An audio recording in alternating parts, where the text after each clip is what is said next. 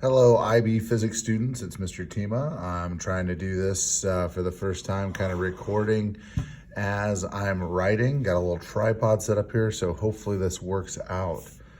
For our first thing we're going to do is a review about some things that you should know already. There are things that are called fundamental, and there are derived units. Okay, now fundamental units, okay, are things that are basically like fundamentals. Like think of sports, think of like the basics, everything like that. So those things would be like a kilogram, a meter, a second, for our chemistry people, a mole, things like that, things that are the basics. Okay, these are the basics. All right.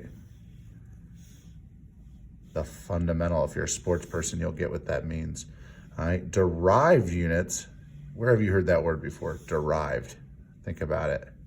Yeah, derived means usually some kind of math has happened. Okay, some kind of math has happened. So for example, a Newton, which is a measurement of force, if you remember, but a Newton, if you remember, force is mass times acceleration. So a Newton, okay, and if you remember, you should remember that from physical science, which is N, all right, a Newton is really force equals mass times acceleration. So if you break that out, it's really kilograms times meters per second squared, okay? Meters per second squared, and we'll talk about that little -2 up there in a second. Okay, another one would be something like a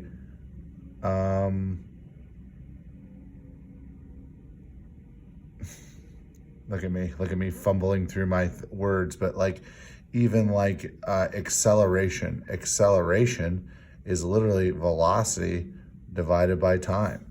Well, the unit for, or the breakdown of velocity, is the amount of meters per second divided by time, which is second, which really means meters per second squared.